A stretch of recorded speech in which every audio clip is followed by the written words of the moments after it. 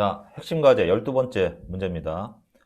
VPP에 대한 내용이고요. 가상 발전소입니다. 신재생 에너지 파트에 넣어놓긴 했지만 엄밀하게 따지면 신재생 에너지는 아닙니다. 아니고 신기술이고요.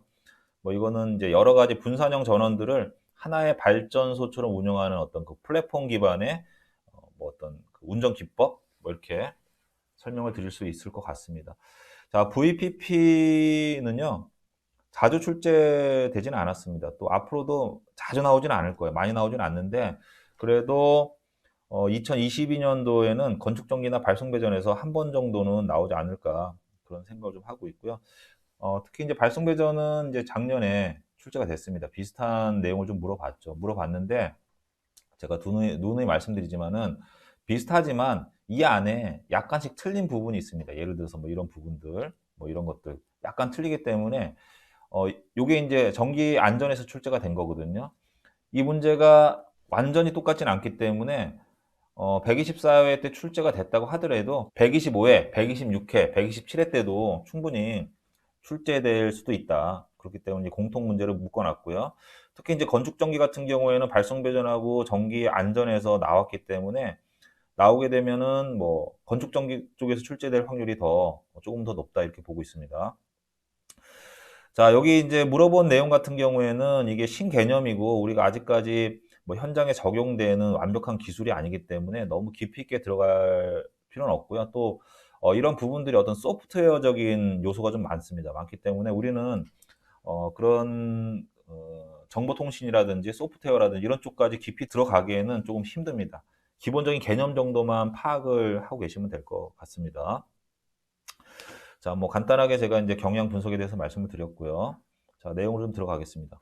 보시면 개념 및 정의에 대해서 물어봤습니다. 답안도 이 순서대로 이렇게 쓰시는 게 좋아요. 개념 및 정의에 대해서 물어봤는데 개념에서 이제 뭐 VPP라는 것은 어떤 그 플랫폼 기반에서 뭐 여러 가지 이제 발전, 조그마한 분산형 전원들이 이렇게 있을 겁니다. 분산형 전원이라고 할 수도 있고, 뭐 아니면 여러 가지 뭐 건축물에 설치된 뭐 태양광, 소규모의 태양광 발전 설비일 수도 있고요. 뭐 이게 바이오매스일 수도 있고, 뭐 여러 가지 이제 뭐 풍력이나 이런 조그만 발전 단위들, 뭐 디젤 엔진도 있습니다. 디젤 발전기도. 이런 것들을 이런 어떤 그런 그 운영 시스템에다 묶어가지고 하나의 발전소처럼 운영을 하는 겁니다. 자, 개념을 좀 보겠습니다. 분산 자원이라는 건 아까 말씀드린 것처럼 이런 소규모의 전력 그 발전원들을 이야기하는 거죠. 분산 자원을 클라우드 기반의 플랫폼으로 통합하여 개통 운영 시스템과 연계하고 센서를 활용해서 원격 제어하는 방식으로 발전소를 운영하는 것이다. 뭐 이런 개념이죠. 어렵진 않은데 이거를 정확하게 말하기가 쉽진 않아요. 왜냐하면 우리가 뭘 딱 보고서 하는 게 아니기 때문에. 그 다음에 물리적으로 존재하는 발전소는 아니다. 이런 것들이 어떤 하나의 시설물 안에 조직적으로 관리하는 게 아니라 뭐 듬성듬성 이렇게 떨어져 있다는 얘기죠. 이런 발전원들을 하나의 플랫폼 기반에서 소프트웨어를 통해서 또 정보통신 장비를 시스템을 통해서 얘네들을 관리 운영하는 거죠. 효율적으로 에너지를 효율적으로 쓰기 위해서. 그래서 물리적으로 실질적으로 존재하는 건 아니다. 그렇다고 해서 뭐 태양광이나 풍력 발전이나 이런 게 없는 게 아니고 있긴 있는데 조그만 것들이 1km, 2km, 3km, 뭐 10km, 1000km 이런 것들이 막 분산되어져서 설치가 되어 있다라는 거죠. 이런 것들이 원래는 하나의 발전소의 개념으로 건설된 것이 아니다. 계획된 것이 아니고 분산되어져 있는데 이런 것들을 관리하는 어떤 그 플랫폼에서 그런 주체를 만들어 가지고 운영하는 시스템이다 이렇게 보시면 될 것 같아요. 자, 여기 보시면 이런 말이 있습니다. 하나의 발전소처럼 전력을 공급하는 것과 같은 효과를 가질 수 있도록 운영한다. 이건 뭐냐? 효율성을 극대화시키겠다는 겁니다. 자, 그 다음에 정의에 대해서 물어봤죠. 정의. ICT, 정보통신 기반 ICT 및 자동 제어 기술을 이용해 다양한 분산 에너지원을 제어하여 하나의 발전소처럼 운영하기 위한 시스템입니다. 자, 이런 것들은 정의인데요. 이 정의는 외우는 게 좋습니다. 여기 함축된 의미들이 들어가 있기 때문에 내가 이해를 한다라고 해서 이 정의처럼 깔끔하게 써지지가 않는 거니까 이런 내용들은요 계속 입으로 말하시고 써보시고 하면서 암기를 해 두시면 딱 떨어집니다. 이걸 외우지 않고 내가 생각나는 대로 쓰게 되면요 용어들도 잘 정리가 안 되고 의견도 내가 생각하고 있는 어떤 그 의미도 정확하게 채점위원한테 전달할 수가 없습니다. 그래서 이건 좀 외워 두시는 게 좋을 것 같습니다. 자, 그래서 이제 여기 보시면 개념까지, 정의까지 해서 앞에 답안지에 써놨고요. 이제 구성에 대해서 물어봤는데, 요 개념들을 좀 외워 두셨으면 좋겠어요. 뭐 여기는 잘 안 보일 것 같아요. 여기 보시면 여기도 잘 안 보이겠지만 교재 갖고 있으니까 발전 자원, 그 다음에 부하 자원, 그 다음에 에너지 저장 자원이 세 가지로 묶어놨고 이런 것들이 마이크로 그리드에 의해서 뭐 마이크로 그리드의 개념 뭐 이렇게 보시면 될 것 같습니다. 이렇게 하고 여기 관리 시스템 이게 이제 플랫폼 기반이죠. 여기에 뭐 제어 시스템으로 정보통신 시스템으로 연결이 돼 있고 이 시스템은 그 통신선이 될 수도 있고 광 케이블이 될 수도 있고 무선으로 할 수도 있습니다. 이렇게 세 가지로 나눠 놨다. 그래서 구성에 대해서 이 플랫폼 기반에 대한 설명보다는 여기 나와 있는 이 그림의 1번 발전 자원, 2번 부하 자원, 3번 에너지 자원에 있는 내용을 제가 이렇게 정리해서 그 기술을 해놨고요. 여기 나와 있는 이 내용들도 압축한 내용이지만 이거를 다 쓰게 되면 시간이 부족하다고 말씀드렸지 않습니까? 그러면 이 내용 중에서 또 답안지에 옮겨 적어야 되는 내용이 뭔지를, 핵심이 되는 사항이 뭔지를 고민하시고 걔를 추려내셔서 직접 한번 적어 보셔야 돼요. 저 같은 경우에는 이 내용 중에서 발전 자원과 관련해서는 1번, 2번, 3번 이렇게 정리를 했습니다. 여기 있는 내용은 이제 그대로 가져온 거고요. 그 다음에 부하 자원과 관련해서는 이 내용은 날려버리고 여기 있는 내용을 이제 옮겨서 이렇게 정리를 한 거거든요. 뭐 이게 정답이진 않지만 본인 스스로가 키워드가 되는 게 뭔지를 한번 고민을 좀 해보셔야 돼요. 그런 식으로 공부하는 게 굉장히 효과가 좋습니다. 자, 발전 자원. 풍력, 태양광, 화력, 기타 유효 전력을 발전시킬 수 있는 자원을 발전 자원이라고 한다. 당연히 VPP에서는 이 발전 자원이 없으면 VPP를 만들 수가 없는 거죠. 자, 이런 것들이 이제 분산되어져서 흩어져 있다. 가상 발전소 관리 및 제어 시스템과 상호작용하여 여기 있는 제어 시스템에서 여러 가지 이제 설비들을 흩어져 있는 분산 자원들을 이제 컨트롤하겠다는 얘기죠. 상호작용하여 발전 자원의 상태 정보를 업로드하고 가상 발전소를 관리한다. 그 다음에 에너지 관리, 거래 플랫폼의 시장 거래에 참여할 수 있는 기능을 가져야 된다. 여기서 이제 전력을 이제 사고 팔 수 있어야지만 효율적으로 운영할 수 있는 것이기 때문에. 자, 그 다음에 이제 부하 자원에 대한 설명이 있습니다. 기저 부하, 그 다음에 제어 부하는 두 가지로 나눠집니다. 부분 제어 가능 부하가 있고요. 제어 가능 부하가 있는데 기저 부하는 내가 이제 부하를 쓸 때 예를 들어서 이제 컴퓨터 작업하는데 누가 내가 쓰는 그 컴퓨터의 그 사용 시간을 제한하지 않는다라는 겁니다. 내가 쓰고 싶을 때 쓰고 쓰지 않을 때 이제 안 쓰는 그런 부하. 이런 부하들은 일정하게 항상 24시간 이렇게 사용되어지는 그런 부하들을 이제 기저 부하라고 할 수가 있습니다. 자, 고정된 수요가 있는 형태의 부하다. 이건 조정하지 않는 거다. 자, 제어 부하는 뭐냐면요. 이 계통에서 전력 생산량이 예를 들어서 내가 뭐 100메가와트의 전력을 생산하고 있는데 메가와트.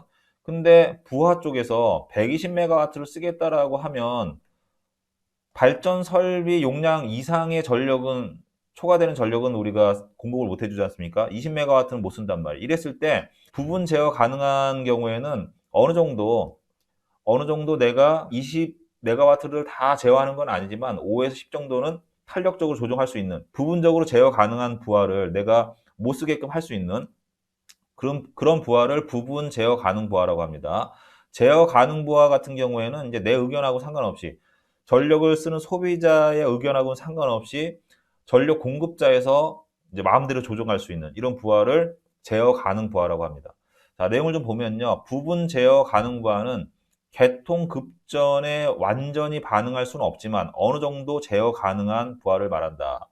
제어 가능 부하 같은 경우에는 개통 피크 및 비상시 전력을 차단하고 직접적으로 제어가 가능한 부하를 말한다. 이렇게 세 가지로 나눠서 운영할 수 있다. 자, 이렇게 구분을 해서 답안지를 적어주는 게 좋습니다. 내가 뭐 막 만들어서 생각나는 대로 적으면 분량을 많이 채우더라도 당연히 좋은 점수를 받을 수가 없습니다. 자, 이런 것들을 꼭 정리해서 외워두셨으면 좋겠고요. 자, 그 다음에 에너지 저장 자원, 뭐 ESS, 배터리에다가 저장한다든지 배스에다가 혹은 뭐 전기 자동차도 이제 앞으로는 에너지 저장 자원에 포함이 될 겁니다. 그래서 우리가 국가에서 지금 전기 자동차를 막 밀어붙이는 이유가 여러 가지 이유가 있습니다. 이유가 있는데 그 중에 전기 자동차의 보급률이 올라가게 되면 이러한 전기 자동차의 배터리도 에너지 저장 장치로 사용되어질 수가 있다. 그래서 이때 이제 서로 에너지를 주고받으면서 이제 도움을 주고받고 하는 거죠. 자, 그런 내용들이 여기 나와 있으니까 한번 읽어보시면 될 것 같아요. 자, 그 다음에 이제 세 번째 기능에 대해서 물어봤는데, 기능에 대한 내용이 굉장히 많아요. 많고 그림도 있고 여러 가지 뭐 써야 될 내용도 많은데 이걸 다 쓸 수가 없으니까 이 중에서 상태 감시에 해당되는 내용은 저는 이것만 딱 뽑아서 썼습니다. 다 쓰고 싶지만 쓸 수가 없단 말이에요. 상태 감시.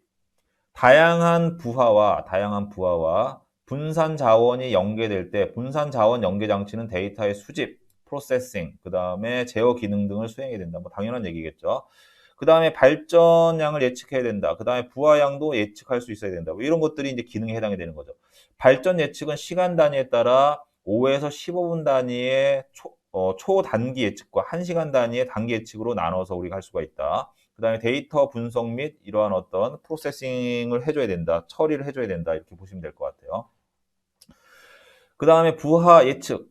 가상 발전소에 참여하는 부하 자원은 시스템의 최적 스케줄링에 참여해야 된다. 그래서 뭐 최적화된 상태로 뭐 이제 관리가 되어지기 위해서는 아까 말씀드렸던 부분 제어 부하, 부분 제어 가능 부하, 그다음에 제어 가능 부하, 그다음에 기저 부하 이런 것들을 나눠서 이제 관리가 되어지고 예측할 수 있어야 된다.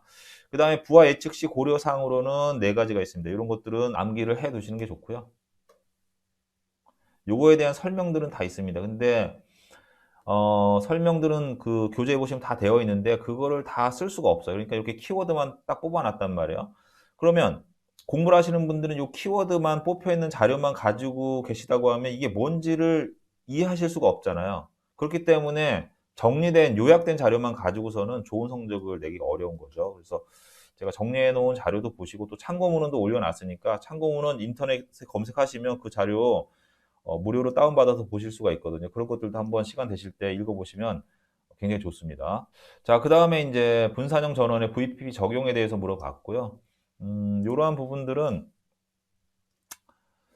뒤에 있는 내용, 뒤에 나와 있는 내용인데 이건 제가 다 날려버렸어요. 왜냐하면 내용은 좋은데 이게 납부되는 게 아니고 이건 한번 읽어보시고 이 답안지에다 옮겨 적을 수가 없어요. 그렇게 되면 이제 문제에서 물어본 내용을 내가 설명할 수가 없기 때문에 그래서 이건 참고적으로 보시면 될 것 같고 분산형 전원에 적용해서 공급형 VPP 요거는 이제 뒤로 넘어가시면 좋을 것 같고 요거는 요 내용은 이제 뒤로 넘어가겠습니다. 요건 넘어가서 여기 있는 내용은 참고적으로 보시고요.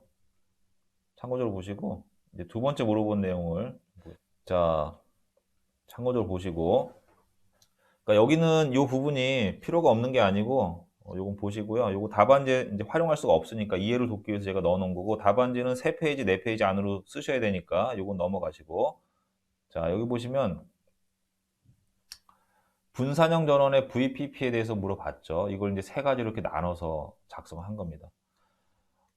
이렇게 나눠서 쓰는 거하고요. 그냥 서술형으로 쭉 쓰는 거하고는 차이가 많이 나거든요. 똑같은 한 페이지를 쓴다고 하더라도 이렇게 어떤 종류가 있는지는 우리가 알고 있어야 되고 그 알고 있는 내용을 꼭 암기하셔서 답안지를 어떻게 구성할 것인지에 대해서 답안지로 바로 이제 쓰지 마시고 문제지 옆에다가 목차를 대충 잡아 놓으시고 나서 구성을 한번 좀 구상을 해 보시고 그리고 그러고서는 답안지 쓰시는 게 좋습니다. 공급형 VPP에서 얘 같은 경우에는 이제 일방적으로 공급을 하는 겁니다. 서플라이 사이드 VPP 이렇게 돼 있죠. 공급형 VPP는 소규모 신재생 에너지 발전과 에너지 저장 장치 등 분산형 에너지 자원을 정보통신 기술을 이용해 하나의 발전소처럼 관리하는 시스템을 의미한다. 그래서 여기 있는 1번 항목만 제가 따서 여기다 넣어놨고요. 2번 항목도 있습니다. 이 내용도 좋습니다. 이 두 개다를 다 넣는 게 좋은 건지 1번과 2번 중에서 1번을 이렇게 쓰는 게 좋은 건지 아니면 2번을 이 안에다 넣는 게 좋은 건지 이건 고민을 해보시라는 얘기죠. 자, 수요형 VPP 얘 같은 경우에는 디맨드 사이드 VPP 이렇게 돼 있는데 얘는 이제 수요 반응을 보는 겁니다. 그래서 적정하게 부하 쪽에서 전력 사용량을 제어를 해가면서 그러니까 100%다 쓸 수 있게끔 허용해 주는 게 아니라 일부 좀 제어를 하는 거죠. 못 쓰게끔 제한해 가면서 운영하는 방식이다. 자, 이렇게 했을 때는 이제 그냥 못 쓰게 하면 안 되고요. 이 쓰지 못하는 것만큼 인센티브를 준다든지 그만큼 대가를 줘야 됩니다. 그런 방식이 이제 DR, 디맨드 리스폰스에 해당이 되는 겁니다. 요거는 단독으로 문제가 나왔던 거예요. 자, 수요형 VPP에 대한 내용을 좀 보시면 소비자의 전기 요금 절감과 피크 시간대 도매 전력 구입 비용을 절감하는 효과가 있어. 수요형 VPP는 DER 제도가 발달한 나라에 적합하다. 이런 것들은 뭐 정보통신이라든지 전력 시스템이 좀 안정이 되고, 그 다음에 국민들의 어떤 의식이라든지 이런 것들이 좀 성숙된 상태에서 사용할 수가 있는 거기 때문에 이런 것들이 인프라가 갖춰져 있지 않으면 사용할 수 없는 거다. 이렇게 이해를 하셨으면 좋겠고요. 그림으로 나타내면 이렇게 썼는데 뭐 특별한 내용은 없어요. 내용은 없는데 이거를 그림이 없이 글씨만 주구장창 쓰게 되면 굉장히 답답해 보이거든요. 이런 그림들이 좀 있어야, 여백이 좀 있어야, 어쨌든 간에 좀 보기가 좋습니다.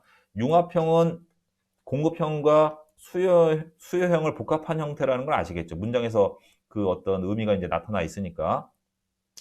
융합형 VPP는 공급형 VPP와 수요형 VPP를 융합하여 전력망의 분산형 에너지 자원을 통해 전기를 공급하고 수요 자원을 효율적으로 운영하는 방식이다. 그림도 있습니다. 그림을 여기에 해당되는 이제 그림도 있는데, 요 그림은 요 뒤에 이렇게 나와 있는 거죠. 이 그림을 그려 주셔도 되고, 공간하고 시간이 부족하다고 하면 건너뛰셔도 상관없습니다. 될 수 있으면 그려 주는 게 좋은데, 저는 이제 한 페이지 안에다가 한번 넣어보고 싶었거든요. 그러다 보니까 이게 늘 수가 없어요. 그림만 넣어서도 안 되고, 또 설명만 할 수도 없으니까, 그거는 취사 선택하셔서 한번 좋은 답안을 찾아보시면 좋을 것 같고요. 그 다음에 이거에 따른 장단점에 대한 부분도 분석해 놓은 자료가 있는데, 이것까지는 넣을 수 있는 여력이 안 됩니다. 그래서 이건 뺐는데, 만약에 공간이라든지 시간이 어느 정도 여유가 있다라고 하면 이 부분도 답안지 안에다 넣어주시면 좋겠죠. 하지만 한 문제당 많아야 3페이지에서 4페이지인데 이런 것까지 다 넣게 되면 이게 7, 8페이지까지 늘어난단 말이에요. 그러니까 그렇게는 안 되니까 그건 한번 고민을 좀 해보시라는 얘기죠.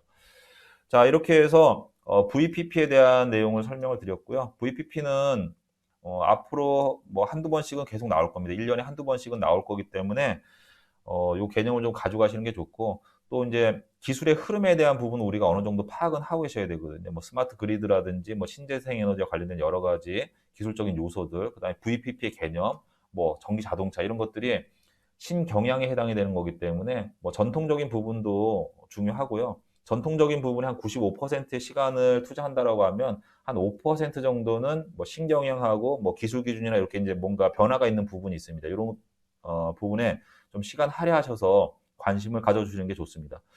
자, VPP에 대한 해설은 여기서 마무리하겠습니다.